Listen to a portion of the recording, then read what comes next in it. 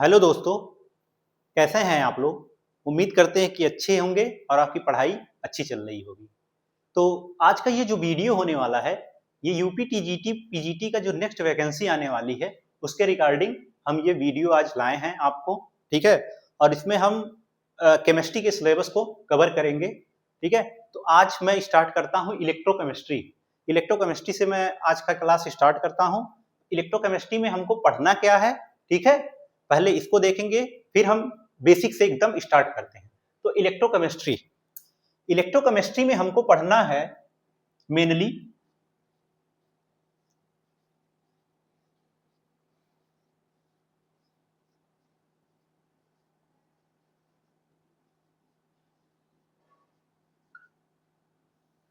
Electrochemistry में हमको पढ़ना है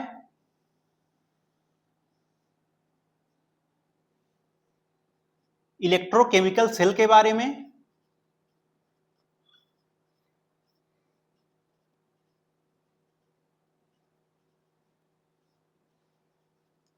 और कंडक्टेंस।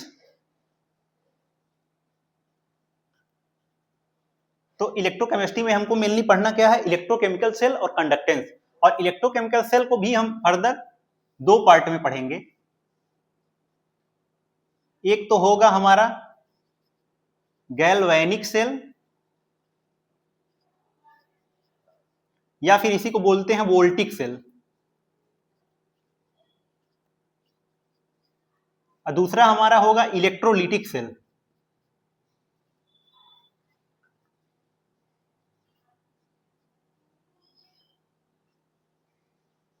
ठीक है, तो इलेक्ट्रोकेमिस्ट्री में हमको जो पढ़ना है वो इलेक्ट्रोकेमिकल सेल को और कंडक्टेंस को पढ़ेंगे। और इलेक्ट्रोकेमिकल सेल को फर्दर हम कौन कौन सा सेल पढ़ना है इसमें, गैल्वेनिक सेल या वोल्टिक सेल और इलेक्ट्रोलिटिक सेल। ये है आपका पूरा इलेक्ट्रोकेमिस्ट्री का सिलेबस। ठीक है, और लास्ट में एक पोर्शन जो बचता है बैटरी, बैटरी वाला पोर्शन। ठीक है, तो मेनली यही है, और बैटरी वाला पोर्शन हम लास्ट में देखेंगे, टाइम के अकॉर्डिंग उसको भी हम कवर करेंगे। ठीक है, तो चलिए स्टार्ट करते हैं इलेक्ट्रोकेमिस्ट्री को बिल्कुल बेसिक से। ठीक है, इसको इरेज करते हैं।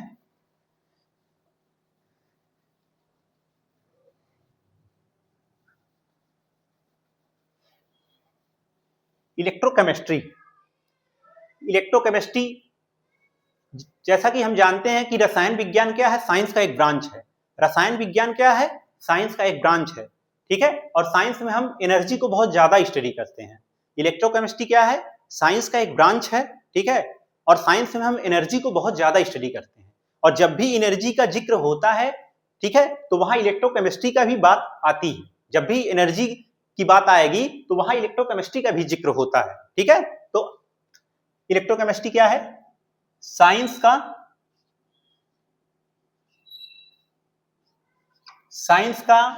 एक ब्रांच है। क्या, केमिस्ट्री। साइंस का एक ब्रांच है केमिस्ट्री, केमिस्ट्री। ठीक है, और साइंस का एक ब्रांच है केमिस्ट्री। और केमिस्ट्री में क्या हम पढ़ते हैं, केमिस्ट्री में हम एनर्जी को बहुत ज्यादा स्टडी करते हैं। केमिस्ट्री में हम एनर्जी को क्या बहुत ज्यादा स्टडी करते हैं। और जब भी एनर्जी की का जिक्र होगा तो वहां इलेक्ट्रोकेमिस्ट्री की भी बात होती है। ठीक है, तो इस तरह से हमको ये इलेक्ट्रोकेमिस्ट्री के बारे में एक पढ़ना है। ठीक है, और एनर्जी इलेक्ट्रोकेमिस्ट्री में कैसे जुड़ती है, ठीक है, कैसे एनर्जी इलेक्ट्रोकेमिस्ट्री में जुड़ती है, आइए इसको देखते हैं, इसको समझते हैं, इसके फंक्शन को समझते हैं। एनर्जी को जब भी हम पढ़ते हैं, जब भी हम एनर्जी को पढ़ते हैं तो एनर्जी को दो तरीके से पढ़ते हैं। या तो एनर्जी के ट्रांसफर को,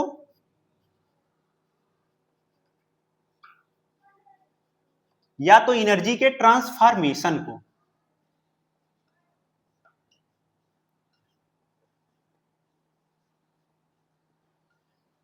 ठीक है, तो एनर्जी को जब भी हम पढ़ते हैं तो एनर्जी को किस दो तरीके से हम पढ़ सकते हैं, या तो एनर्जी के ट्रांसफर को, या तो एनर्जी के ट्रांसफॉर्मेशन को। अब एनर्जी का ट्रांसफर क्या होता है, इसको हिंदी में कहते हैं स्थानांतरण। एनर्जी का स्थानांतरण, इसको क्या कहते हैं, परिवर्तन।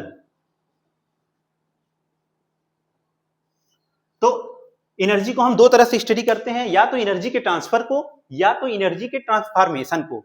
अब आपके मन में कंफ्यूजन होगा कि ये ट्रांसफर क्या होता है, ट्रांसफॉर्मेशन क्या होता है। ठीक है, तो आइए इस कंफ्यूजन को हम दूर करते हैं। ठीक है, इसको समझाते हैं कि ट्रांसफर क्या होता है, ट्रांसफॉर्मेशन क्या होता है। तो इसके लिए हमको जगह बनाने के लिए इसको हमको फिर से इरेज करना पड़ेगा। ठीक है, तो एक बार फिर से समझा देते हैं। इलेक्ट्रोकेमिस्ट्री क्या है, साइंस का एक ब्रांच है।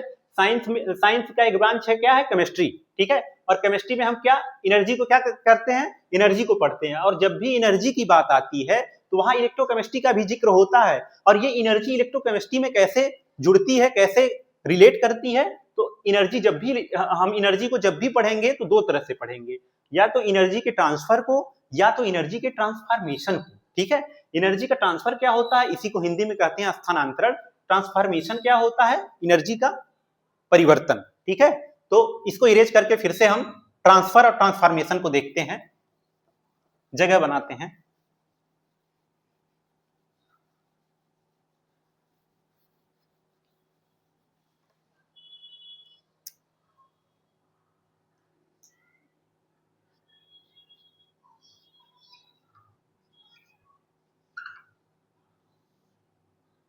एनर्जी का हम क्या पढ़ रहे थे, ट्रांसफर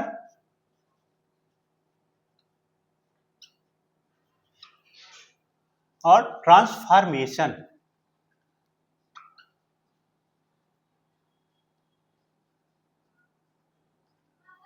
अब एनर्जी का ट्रांसफर क्या होता है, ट्रांसफॉर्मेशन क्या होता है, इसको आइए एग्जांपल से समझते हैं। एनर्जी का ट्रांसफर क्या होता है, इसको हम समझाते हैं एनर्जी के ट्रांसफर को। सपोज दैट कि आपके पास एक टेस्ट ट्यूब है, आपके पास एक टेस्ट ट्यूब है। इस टेस्ट ट्यूब में आप कोई केमिकल रिएक्शन करा रहे हैं।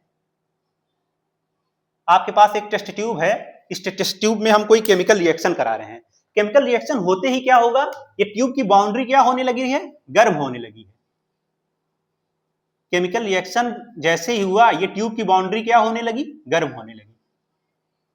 ट्यूब की बाउंड्री क्या होने लगी, गर्म होने लगी। ठीक है, जैसे ही केमिकल रिएक्शन हुआ, ये ट्यूब की बाउंड्री क्या होने लगी, गर्म होने लगी। बेसिकली हुआ क्या, जब केमिकल रिएक्शन हुआ तो उससे केमिकल एनर्जी निकली। उस केमिकल एनर्जी ने इस ट्यूब की बाउंड्री को क्या करने लगा, टेम्परेचर इंक्रीज करने लगा, एनर्जी को बढ़ाने लगा, टेम्परेचर को बढ़ाने लगा। ठीक है, और इसके अगर सराउंडिंग में कोई अगर गैस आएगी तो उसको भी क्या करने लगेगा, ये गर्म करने लगेगा। ठीक है, उसको भी क्या करने लगेगा, गर्म करने लगेगा। और केमिस्ट्री में हम इसको क्या कहते हैं, केमिस्ट्री में हम इसको कहते हैं सिस्टम।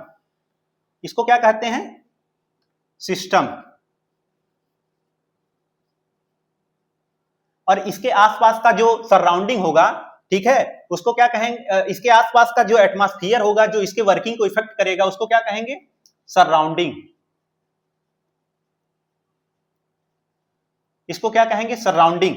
तो बेसिकली हो क्या रहा है, यहाँ पे एनर्जी कहां से निकल रही है, सिस्टम से, कहां जा रही है, सराउंडिंग में। तो यहाँ पे क्या हो रहा है, एनर्जी का, यहां एनर्जी निकल रही है सिस्टम से और कहां जा रही है, सराउंडिंग में। ठीक है, तो एनर्जी का क्या हो रहा है, ट्रांसफर हो रहा है। एनर्जी का क्या हो रहा है, यहां से ट्रांसफर हो रहा है। और एनर्जी के इस ट्रांसफर सिस्टम और सराउंडिंग को हम किसमें पढ़ते हैं, केमिकल थर्मोडायनेमिक्स में। किसमें पढ़ते हैं, केमिकल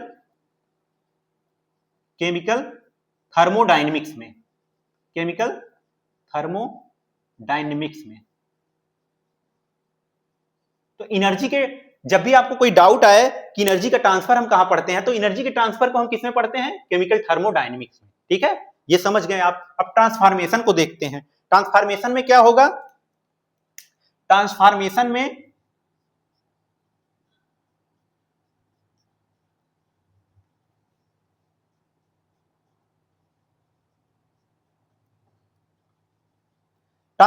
में क्या होगा, एक एनर्जी को क्या होगी, एक फॉर्म से दूसरे फॉर्म में जाएगी। एनर्जी क्या होगी, एक फॉर्म से दूसरे फॉर्म में जाएगी, या फिर सेकंड फॉर्म से फर्स्ट फॉर्म में आएगी। तो यहाँ पे एनर्जी का क्या, दो प्रकार होगा, एनर्जी एक प्रकार से दूसरे प्रकार में जाएगी, या फिर उसका उल्टा भी, एनर्जी दूसरे प्रकार से फर्स्ट प्रकार में आएगी। ठीक है, तो और ये जो फर्स्ट फॉर्म हो सकता है एनर्जी का, इसको ये जनरली क्या होता है, केमिकल एनर्जी। और सेकंड फॉर्म जो होता है ये इलेक्ट्रिकल एनर्जी होता है, इलेक्ट्रिकल। ठीक है, तो हम केमिकल एनर्जी को इलेक्ट्रिकल एनर्जी में कन्वर्ट करेंगे, या फिर इलेक्ट्रिकल एनर्जी को केमिकल एनर्जी में कन्वर्ट करेंगे। और इसको हम किस में स्टडी करते हैं, इलेक्ट्रोकेमिस्ट्री में। इलेक्ट्रोकेमिस्ट्री केमिस्ट्री में। तो एनर्जी के ट्रांसफॉर्मेशन को हम कहां स्टडी करते हैं? इलेक्ट्रोकेमिस्ट्री में। ठीक है, एनर्जी के एक फॉर्म को दूसरे फॉर्म में कन्वर्ट करेंगे या फिर सेकंड फॉर्म को फर्स्ट फॉर्म में कन्वर्ट करेंगे। ठीक है, तो ये हो गया इलेक्ट्रोकेमिस्ट्री। अब इलेक्ट्रोकेमिस्ट्री का डिफिनीशन क्या हो जाएगा? यहां से इसको हम इरेज करते हैं, पूरा इरेज करते हैं। अब यहां से आइए देखते हैं इलेक्ट्रोकेमिस्ट्री को हम डिफाइन कैसे करेंगे।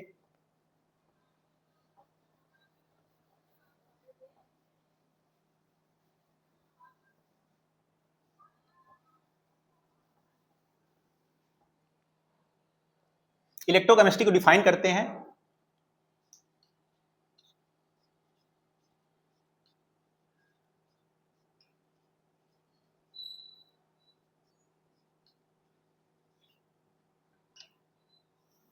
इलेक्ट्रोकेमिस्ट्री का यहां से डिफिनीशन क्या निकल कर आया? The branch of science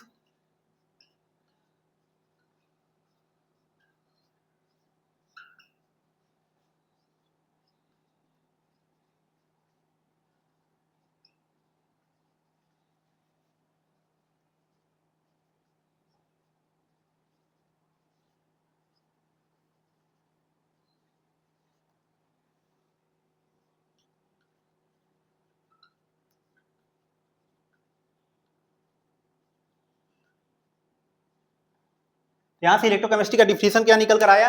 the branch of science where we study the energy transformation. Science का वह ब्रांच जहां एनर्जी के ट्रांसफॉर्मेशन को स्टडी करते हैं उसको क्या कहते हैं? इलेक्ट्रोकेमिस्ट्री। उसको क्या कहते हैं? इलेक्ट्रोकेमिस्ट्री। ठीक है,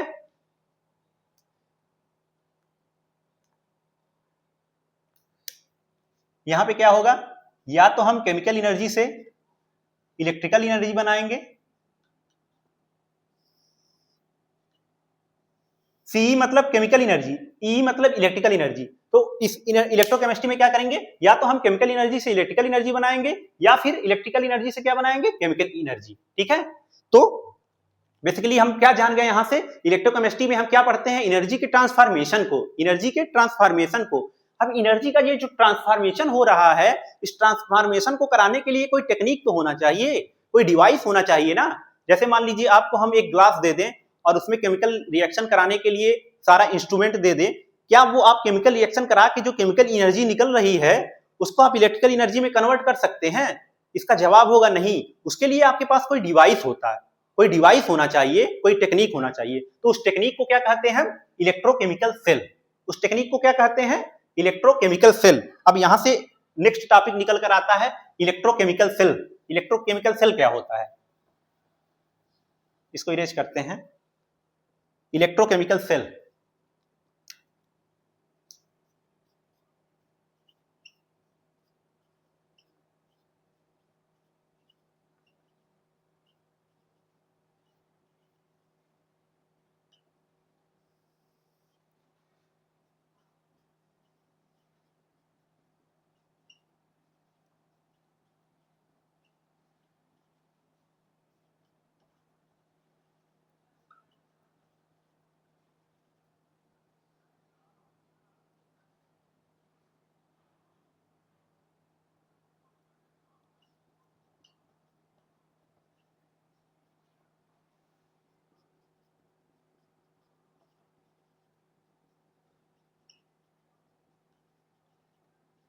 ठीक है, इलेक्ट्रोकेमिकल सेल क्या है? एक डिवाइस है which transform chemical energy into electrical energy. C मतलब केमिकल एनर्जी, ई मतलब इलेक्ट्रिकल एनर्जी। इलेक्ट्रोकेमिकल वो डिवाइस है जो केमिकल एनर्जी से या तो इलेक्ट्रिकल एनर्जी बनाएगा या फिर इलेक्ट्रिकल एनर्जी से केमिकल एनर्जी बनाएगा। ठीक है, तो सबसे इंपॉर्टेंट टॉपिक ये सेल वाला ही होता है। अगर इस सेल को समझ गए इलेक्ट्रोकेमिस्ट्री में तो फिर इलेक्ट्रोकेमिस्ट्री को समझना कोई बड़ी बात नहीं है। ठीक है, तो ये सेल को ही हमको समझना है। ठीक है, तो आइए देखते हैं electrochemical cell.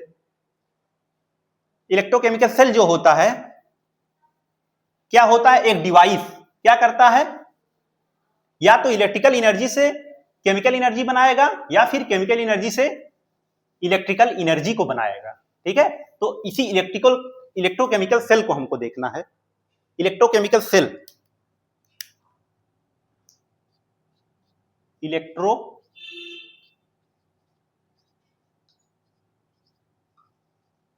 Chemical cell. Electrochemical cell को फर्दर दो पार्ट में डिवाइड किया गया है। एक तो गैल्वेनिक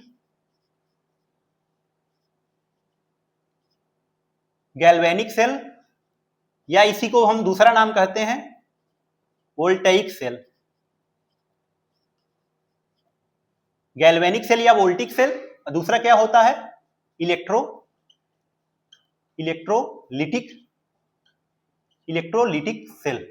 ठीक है, तो इलेक्ट्रोकेमिकल सेल को दो पार्ट में डिवाइड किया गया है, एक गैल्वेनिक सेल या वोल्टिक सेल, दूसरा क्या है इलेक्ट्रोलिटिक सेल।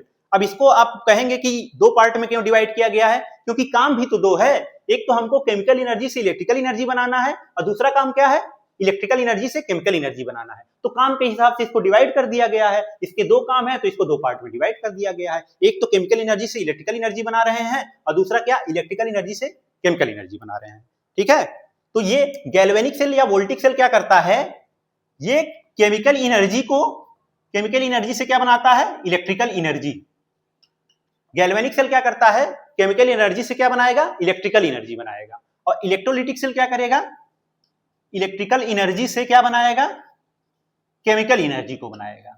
ठीक है, तो गैल्वेनिक सेल या वोल्टिक सेल में आपको याद रखना पड़ेगा केमिकल एनर्जी से क्या बनाते हैं हम इलेक्ट्रिकल एनर्जी, और इलेक्ट्रोलिटिक सेल में हम क्या बनाते हैं इलेक्ट्रिकल एनर्जी से केमिकल एनर्जी। ठीक है, बेसिकली क्या करेंगे हम यहाँ पे कोई केमिकल रिएक्शन करा के क्या करेंगे, वहां से जो केमिकल एनर्जी निकलेगी उसको क्या करेंगे इलेक्ट्रिकल एनर्जी में कन्वर्ट करेंगे। कोई केमिकल रिएक्शन करा के उस केमिकल रिएक्शन से जो एनर्जी निकलेगी उस एनर्जी को हम किस में कन्वर्ट करेंगे इलेक्ट्रिकल एनर्जी में। ठीक है, और दूसरा इलेक्ट्रोकेमिकल सेल, यहाँ पे कोई इलेक्ट्रिसिटी की हेल्प से मतलब कोई रिएक्शन कोई केमिकल रिएक्शन जनरली हो नहीं रही थी, उसको हम इलेक्ट्रिसिटी के प्रेजेंस में उस रिएक्शन को हम क्या करेंगे प्रोसीड करेंगे। ठीक है, और इलेक्ट्रोकेमिकल सेल का जो सबसे इंपॉर्टेंट एग्जांपल होता है वो होता है क्या इन्वर्टर।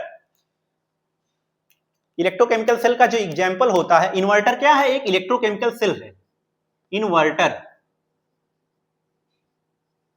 इलेक्ट्रोकेमिकल सेल का क्या है एग्जांपल है इन्वर्टर, एक इलेक्ट्रोकेमिकल सेल का एग्जांपल है। इन्वर्टर का फंक्शन क्या होता है, इन्वर्टर की जरूरत कब पड़ती है, इन्वर्टर का काम तब शुरू होता है जब क्या होता है लाइट चली जाती है। जब लाइट चली जाती है तो इन्वर्टर क्या करता है अपने अंदर कोई केमिकल रिएक्शन करता है, उस केमिकल रिएक्शन से क्या होता है केमिकल एनर्जी निकलती है। उस केमिकल एनर्जी को क्या करता है इलेक्ट्रिसिटी में कन्वर्ट करता है। कोई केमिकल रिएक्शन करता है, केमिकल रिएक्शन से जो केमिकल एनर्जी निकलती है उसको इलेक्ट्रिसिटी में कन्वर्ट करता है। इस तरह से हमारे घरों में जो अप्लायंसेस होते हैं टीवी फ्रिज उसको हम क्या करते हैं चलाते हैं। और फर्दर जब लाइट आ जाती है तभी ये इन्वर्टर क्या करता है वर्क करता है। जब लाइट आ जाती है तो इन्वर्टर को क्या मिलने लगता है करंट मिलने लगता है। उस करंट को क्या करता है वो स्टोर कर लेता है किस फॉर्म में केमिकल एनर्जी के फॉर्म में। और फिर जब लाइट जाती है तो फिर उस केमिकल एनर्जी को क्या करता है इलेक्ट्रिसिटी में कन्वर्ट कर देता है। इस तरह से इन्वर्टर वर्क करता है। तो इन्वर्टर क्या है एक तरह से इलेक्ट्रोकेमिकल सेल। ठीक है, इसका फंक्शन समझ में आ गया इन्वर्टर का। ठीक है, तो ये क्या है एक तरह का इलेक्ट्रोकेमिकल सेल है। ठीक है, अब आइए इन दोनों के डिफरेंस को समझते हैं। ठीक है, गैल्वेनिक सेल और वोल्टिक सेल के डिफरेंस को समझते हैं। दोनों में क्या डिफरेंस है, दोनों में क्या रिएक्शन होती है, दोनों का फंक्शन क्या है इसको समझते हैं।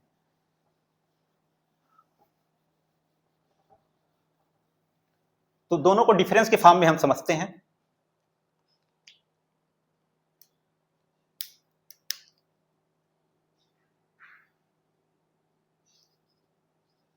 गैल्वेनिक सेल या इसी को हम बोले हैं वोल्टेइक सेल,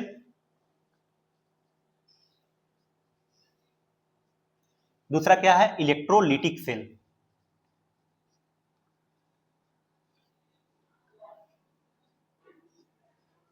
इसको डिफरेंस के फॉर्म में हम समझते हैं।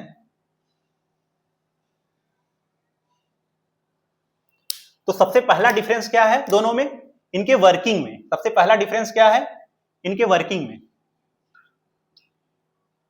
यहां गैल्वेनिक सेल में क्या होता है केमिकल एनर्जी से हम क्या करते हैं इलेक्ट्रिकल एनर्जी बनाते हैं। गैल्वेनिक सेल या वोल्टिक सेल में हम क्या करते हैं केमिकल एनर्जी से इलेक्ट्रिकल एनर्जी बनाते हैं। इलेक्ट्रोलिटिक सेल में हम क्या करते हैं इलेक्ट्रिकल एनर्जी से हम क्या करते हैं केमिकल एनर्जी बनाते हैं। ठीक है, तो पहला काम है इनके फंक्शन इनके वर्किंग में। यहाँ पे क्या होता है, केमिकल एनर्जी से इलेक्ट्रिकल एनर्जी हम बनाते हैं, यहाँ पे क्या होता है, इलेक्ट्रिकल एनर्जी से हम केमिकल एनर्जी बनाते हैं। ठीक है, अब सेकंड डिफरेंस क्या होता है, सेकंड डिफरेंस होता है दोनों के रिएक्शन में।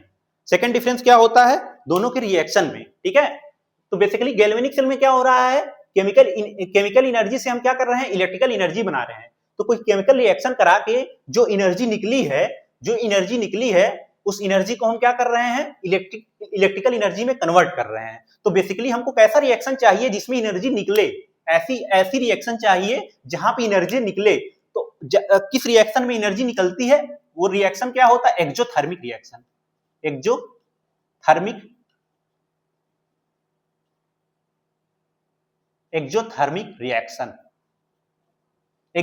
रिएक्शन में क्या होता है, एक्स्ट्रा अमाउंट ऑफ एनर्जी क्या होती है, रिलीज होती है। ठीक है, एक्स्ट्रा अमाउंट। और जो एक्सोथर्मिक रिएक्शन होता है वो क्या होता है, स्पॉन्टेनियस रिएक्शन होता है। स्पॉन्टेनियस, इसी को क्या कहते हैं, स्पॉन्टेनियस रिएक्शन। एक्सोथर्मिक रिएक्शन में कैसा, एक्सोथर्मिक में क्या होता है, स्पॉन्टेनियस रिएक्शन होता है। स्पॉन्टेनियस रिएक्शन मतलब क्या होता है, जो खुद से हो। स्पॉन्टेनियस रिएक्शन मतलब क्या होता है, जो खुद से हो। ठीक है, जैसे हम यहाँ पे बर्फ लें और अपने आप क्या हो, मेल्ट डाउन हो जाए, तो क्या हो रहा है, वो खुद से हो रहा है, तो इसको क्या कहेंगे, स्पॉन्टेनियस रिएक्शन। स्पॉन्टेनियस रिएक्शन किस रिएक्शन को कहेंगे, कैसे हम पहचानेंगे कि कोई रिएक्शन स्पॉन्टेनियस होता है। स्पॉन्टेनियस रिएक्शन के लिए गिब्स फ्री एनर्जी चेंज जो होता है वो निगेटिव होता है। स्पॉन्टेनियस रिएक्शन के लिए क्या होता है, गिब्स फ्री एनर्जी चेंज क्या होता है, निगेटिव होता है। ठीक है, तो इसमें कैसा रिएक्शन होगा, एक्सोथर्मिक रिएक्शन होगा। और एक्सोथर्मिक रिएक्शन जो होते हैं क्या होते हैं, स्पॉन्टेनियस रिएक्शन होते हैं, जो खुद से हो रहे हो। ठीक है, और इसमें क्या होगा, इसमें एंडोथर्मिक रिएक्शन होगा।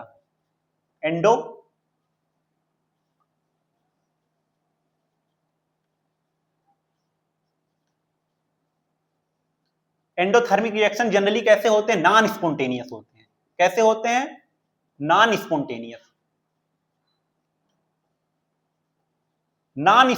होते हैं। नॉन स्पॉन्टेनियस रिएक्शन मतलब क्या हुआ, जो खुद से ना हो, जिसको कराने के लिए क्या करें, हमको एक्स्ट्रा धक्का देना पड़े। ठीक है, उसको फोर्स लगाने पड़े। जैसे यहाँ पे अगर हम एक बॉटल पानी ले लें, जैसे एक बॉटल अगर हम पानी ले ले, क्या अपने आप वो बर्फ में कन्वर्ट हो जाएगा, नहीं। ठीक है, तो वो उसको क्या करना पड़ेगा, एक्स्ट्रा अमाउंट ऑफ एनर्जी देना पड़ेगा। तो इसको क्या कहेंगे, नॉन स्पॉन्टेनियस। और नॉन स्पॉन्टेनियस रिएक्शन के लिए क्या होता है, नॉन स्पॉन्टेनियस रिएक्शन के लिए डेल्टा जी का वैल्यू क्या होता है, पॉजिटिव।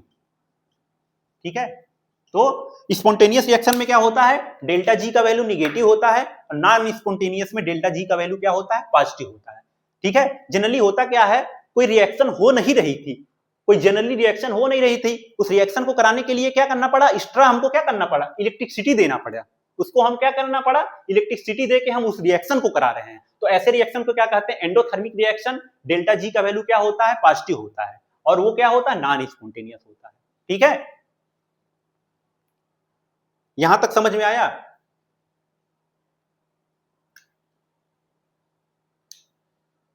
अब थर्ड डिफरेंस, इसको एग्जाम्पल से भी समझाते हैं, एग्जाम्पल से समझाते हैं।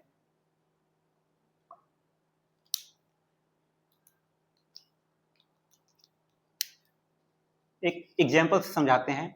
जेडीएन क्या हो रहा है, जिंक से क्या हो रहा है, हम जेडीएन 2+ बना रहे हैं। तो जिंक से हम जब Zn2+ बनाएंगे तो ये तो सबको पता है कि 2 इलेक्ट्रॉन निकाल के हम Zn2+ बनाएंगे। ठीक है, अब ये रिएक्शन स्टेबल है या नहीं, ये स्पॉन्टेनियस रिएक्शन है कि नहीं, इसको कैसे चेक करेंगे, ये बात डिपेंड करेगा, ये डिपेंड करेगा इस Zn2+ पे। अगर प्रोडक्ट स्टेबल होगा तो रिएक्टेंट क्या होगा, अपने आप क्या होगा, अगर प्रोडक्ट स्टेबल होगा तो रिएक्टेंट अपने आप क्या हो जाएगा, प्रोडक्ट में कन्वर्ट हो जाएगा। अब इसके वैलेंस इलेक्ट्रॉनिक कॉन्फ़िगरेशन को अगर देखेंगे Zn2+ के, तो इसका वैलेंट इलेक्ट्रॉनिक क्या होता है, D10 होता है। आउटर मोस्ट सेल में इसके कितने इलेक्ट्रॉन होते हैं, D10 होते हैं। ठीक है, अब D10 अगर D में हम इलेक्ट्रॉन को भरें,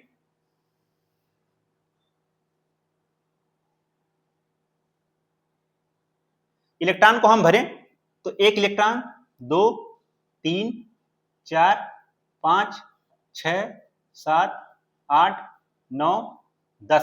ठीक है, इलेक्ट्रॉन को कैसे भरते हैं, आप बाउ के प्रिंसिपल के हिसाब से भरा जाता है। ठीक है, तो ये क्या है, जो फुल्ली फिल्ड ऑर्बिटल होते हैं वो क्या होते हैं, फुल्ली फिल्ड ऑर्बिटल क्या होते हैं, स्टेबल होते हैं। तो ये क्या है, ये कैसा है, ये स्टेबल है,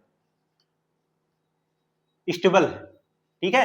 तो अगर ये प्रोडक्ट स्टेबल है, Zn2 प्लस स्टेबल है, तो रिएक्टेंट, ये रिएक्टेंट क्या हो जाएगा, अपने आप प्रोडक्ट में कन्वर्ट हो जाएगा। तो ये किस तरह का रिएक्शन है, ये स्पॉन्टेनियस रिएक्शन, ये खुद से हो रहा है, ठीक है। अगर कोई चीज क्या होता है, स्टेबिलिटी की तरफ जाना चाहती है ना, हम पढ़ रहे हैं या आप पढ़ रहे हैं, क्यों पढ़ रहे हैं, स्टेबिलिटी के लिए, ताकि हमको जॉब मिल जाए। तो कोई भी चीज क्या होता है, स्टेबिलिटी की तरफ जाना चाहेगा, ठीक है। इसको एग्जाम्पल समझिए। अब इसमें इसको समझते हैं, NaCl एग्जाम्पल लेते हैं, NaCl को समझते हैं। NaCl का हम इलेक्ट्रोलिसिस कर रहे हैं, NaCl है, ठीक है। NaCl को हम क्या कर रहे हैं, इलेक्ट्रिकल एनर्जी दे रहे हैं, इलेक्ट्रिसिटी दे रहे हैं। जनरली ये रिएक्शन हो नहीं रहा था, इलेक्ट्रिसिटी देके इसको Na सॉलिड में और प्लस Cl2 गैस में कन्वर्ट कर रहे हैं, ठीक है। एरो ऊपर की तरफ है, इसका मतलब क्या है, गैस रिलीज हो रही है, Cl2 क्या है, गैस हो रही है। तो NaCl का जब हम इलेक्ट्रोलिसिस करते हैं, NaCl को जब हम तोड़ते हैं, जनरली ये रिएक्शन होती नहीं है, इलेक्ट्रिसिटी देके इस रिएक्शन को हम कराते हैं। तो NaCl को जब तोड़ते हैं तो Na सॉलिड मिलेगा न्यूट्रल और हाफ Cl2 गैस मिलेगा, ठीक है। अब यहाँ पे अगर हम देखें इसका ऑक्सीडेशन स्टेट 0, ठीक है, यहाँ भी क्या है, ऑक्सीडेशन स्टेट इसका 0, ठीक है। और यहाँ पे क्या है, यहाँ NaCl क्या है, Na पे क्या है, पॉजिटिव, और Cl पे क्या है, निगेटिव, ठीक है। अगर हम न्यूट्रल NaCl को देखें, न्यूट्रल सोडियम को देखें, तो इसका क्या हो जाएगा, इलेक्ट्रॉनिक कॉन्फ़िगरेशन 281, और क्लोरीन का क्या हो जाएगा, 287, ठीक है। अब इसके वैलेंस सेल को अगर हम देखें, वैलेंस सेल में कितने इलेक्ट्रॉन है, यहाँ 7, अरे 1, यहाँ 7। अब इसको देखें, यहां पे क्या है, Na प्लस है, Na प्लस का हम वैलेंस इलेक्ट्रॉनिक कॉन्फ़िगरेशन क्या हो जाएगा, 28, और Cl माइनस का क्या हो जाएगा, 288, ठीक है, 288। यहां पे क्या हो जा रहा है, यहां वैलेंस सेल में कितने इलेक्ट्रॉन हो जा रहे हैं, 8, और यहां भी कितने हो जा रहे हैं, 8, ठीक है। तो ये ऑक्टेट क्या हो जा रहा है, इनका कंप्लीट हो जा रहा है, इनका ऑक्टेट क्या है, कंप्लीट है, इनका ऑक्टेट क्या है, ऑक्टेट कंप्लीट है, और इनका ऑक्टेट क्या है, इनकम्प्लीट, इनकम्प्लीट है, इनका ऑक्टेट क्या है, इनकम्प्लीट है, ठीक है। एक चीज और यहां पे लिख लीजिएगा, ये फुल्ली फिल्ड ऑर्बिटल है, फुल्ली फिल्ड ऑर्बिटल क्या होते हैं, एक्स्ट्रा स्टेबल होते हैं, फुल्ली फिल्ड ऑर्बिटल है, ठीक है। तो यहां पे क्या हो रहा है, ऑक्टेट कंप्लीट है, यहां क्या है, ऑक्टेट इनकम्प्लीट है। तो ये क्या है, ये क्या है, ये स्टेबल है, NaCl क्या है, यहां स्टेबल है, और ये क्या है, ये अनस्टेबल है, ठीक है। तो हम क्या कर रहे हैं, स्टेबिलिटी से अनस्टेबिलिटी की तरफ जा रहे हैं। कोई रिएक्शन स्टेबिलिटी से अनस्टेबिलिटी की तरफ नहीं जाएगी, अपने आप तो नहीं जाएगी, इसको क्या करना पड़ेगा, धक्का देना पड़ेगा या एक्स्ट्रा फोर्स देना पड़ेगा। और एक्स्ट्रा फोर्स क्या दे रहे हैं, हम इलेक्ट्रिसिटी दे रहे हैं यहाँ पे, ठीक है। तो इस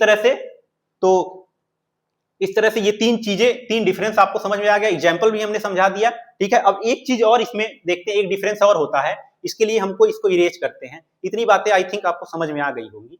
अब एक चौथा हम पॉइंट देखते हैं इसमें, इसको इरेज करते हैं, एक लास्ट पॉइंट देखते हैं, फिर इंड करते हैं।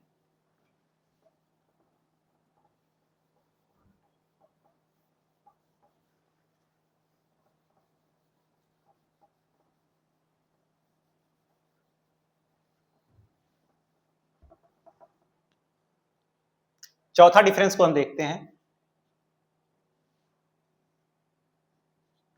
जो गैल्वेनिक सेल या वोल्टिक सेल होता है उसमें क्या लगता है, लोन रूल रखता है, क्या लगता है, LOAN, लोन रूल रखता है। ये लोन क्या होता है, जैसे कि अगर कोई पूछे कि गैल्वेनिक या वोल्टिक सेल में एनोड पे कौन सा चार्ज होगा और कैथोड पे कौन सा चार्ज होगा, ठीक है, तो उसको बताने के लिए हम इस रूल को इस्तेमाल करते हैं, लोन रूल को। किसको, लोन रूल। लोन क्या होता है, इसका मतलब होता है लेफ्ट, यल से मतलब लेफ्ट, ऑक्सीडेशन ए का मतलब एनोड, एन मतलब निगेटिव। लेफ्ट साइड में क्या होगा, ऑक्सीडेशन होगा, और उसको क्या कहेंगे, एनोड, और उस पर चार्ज कैसा रहेगा, निगेटिव। तो गैल्वेनिक सेल में एनोड पे कैसा चार्ज होता है, एनोड पर निगेटिव चार्ज होता है, और कैथोड पे कैसा होगा, कैथोड पे पॉजिटिव चार्ज होगा। ठीक है, और इसका उल्टा, ठीक है, अगर गैल्वेनिक सेल में एनोड पर निगेटिव चार्ज है, कैथोड पे पॉजिटिव चार्ज है, तो यहां पे इसका उल्टा हो जाएगा। इसमें एनोड पे कैसा चार्ज होगा, एनोड पर पॉजिटिव चार्ज होगा, और कैथोड पे कैसा होगा, निगेटिव चार्ज होगा। ठीक है, ये हमको पता चल गया, तो इससे हम ये भी निकाल लेंगे। ठीक है, तो आई थिंक यहां तक आपको समझ में आ गया। आज तो इंट्रोडक्शन का पार्ट था। ठीक है, अब नेक्स्ट क्लास में हम इसके आगे हम फिर फॉरवर्ड करेंगे। ठीक है, तो थैंक यू वेरी मच।